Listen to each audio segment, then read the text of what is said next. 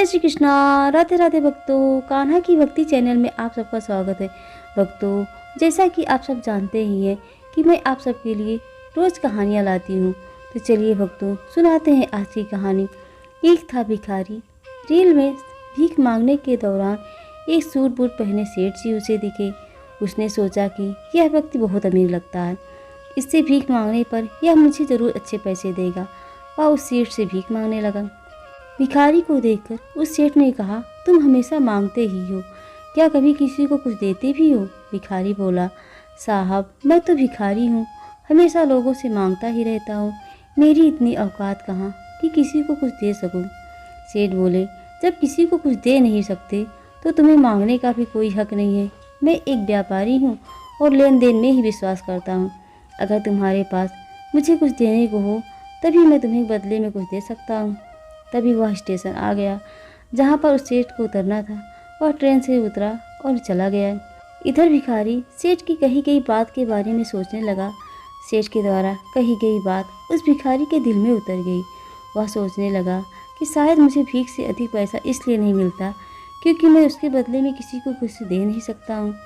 लेकिन मैं तो भिखारी हूँ, किसी को कुछ देने लायक भी नहीं हूँ। लेकिन कब तक मैं लोगों को बिना कुछ दिए केवल मांगता ही रहूँगा।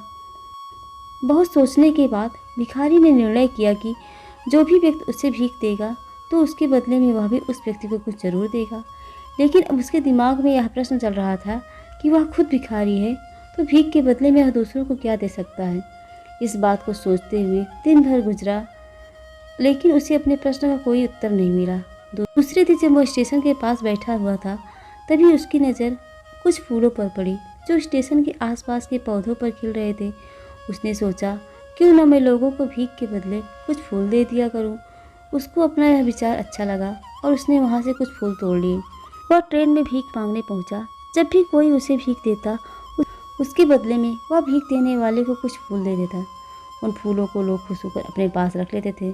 अब भिखारी रोज़ फूल तोड़ता और भीख के बदले में उन फूलों को लोगों में बांट देता था।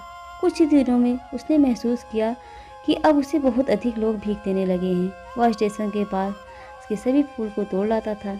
जब तक उसके पास फूल रहते थे तब तक उसे बहुत से लोग भीख देते थे, लेकिन जब फूल बांटते बांटते ख़त्म हो जाते तो उसे भीख भी नहीं मिलती थी। अब रोज़ ऐसा ही चलता रहा।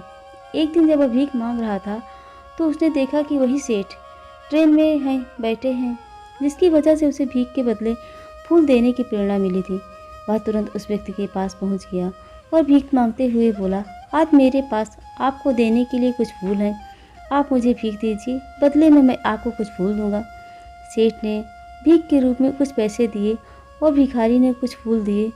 उस सेठ को यह बात बहुत पसंद आई। सेठ बोला, वाह क्या बात है, आज तुम भी मेरी तरह एक व्यापारी बन गए हो। इतना कहकर फूल लेकर वह सेठ स्टेशन पर उतर गया। लेकिन उस सेठ द्वारा कही गई बात एक बार फिर से उस भिखारी के दिल में उतर गई। वह बार बार उस सेठ के द्वारा कही गई बात के बारे में सोचने लगा और बहुत खुश होने लगा। उसकी आंखें अब चमकने लगी। उसे लगने लगा कि अब उसके हाथ सफलता की यह चाबी लग गई है जिसके द्वारा अपने जीवन को बदल सकता है। वह तुरंत ही ट्रेन से नीचे उतरा और उत्साहित होकर बहुत तेज आवाज़ में ऊपर आसमान की ओर देखकर बोला, मैं भिखारी नहीं हूँ, मैं तो एक व्यापारी हूँ। मैं भी उस सेठ जैसा बन सकता हूँ, मैं भी अमीर बन सकता हूँ। लोगों ने उसे देखा, सोचा कि यह भिखारी पागल हो गया है। अगले दिन से वह भिखारी उस स्टेशन पर फिर कभी नहीं दिखा। एक वर्ष बाद इसी स्टेशन पर दो व्यक्ति सूट बूट पहने हुए यात्रा कर रहे थे। दोनों ने एक दूसरे को देखा। उनसे एक ने दूसरे को हाथ जोड़कर प्रणाम किया और कहा, क्या आप मुझे पहचाना? सेठ ने कहा, नहीं तो, शायद हम लोग पहली बार मिल रहे हैं। भिखारी बोला, सेठ जी आप याद कीजिए, हम पहली बार नहीं बल्कि तीसरी बार मिल रहे हैं। सेठ, मुझे याद नहीं रहा, वैसे हम पहले 2 बार कम मिले थे। अब पहला व्यक्ति मुस्कुराया और बोला, हम पहले भी 2 बार इसी ट्रेन में मिले थे। मैं वही भिखारी हूँ जिसको आपने पहली मुलाकात में बताया कि मुझे जीवन में क्या करना चाहिए। दूसरी मुलाकात में बताया कि मैं वास्तव में कौन हूँ। नतीजा यह निकला कि आज मैं फूलों का एक बहुत बड़ा व्यापारी हूँ और इसी व्यापार के काम से दूसरे शहर जा रहा हूँ। आपने मुझे पहली मुलाकात में प्रकृति का नियम बताया था, जिसके अनुसार हमें तभी कुछ मिलता है जब हम कुछ देते हैं। लेन देन का यह नियम वास्तव में काम करता है। मैंने यह बात बहुत अच्छी तरह महसूस किया है, लेकिन मैं खुद को हमेशा भिखारी समझता रहा। इससे ऊपर बैठकर मैंने कभी सोचा ही नहीं था। और जब आपसे मेरी दूसरी मुलाकात हुई, तब आपने मुझे बताया कि मैं एक व्यापारी बन चुका हूँ। अब मैं समझ चुका हूँ कि वास्तव में एक भिखारी नहीं, बल्कि मैं एक व्यापारी बन चुका हूँ। जय श्री कृष्णा। राधे राधे भक्तों।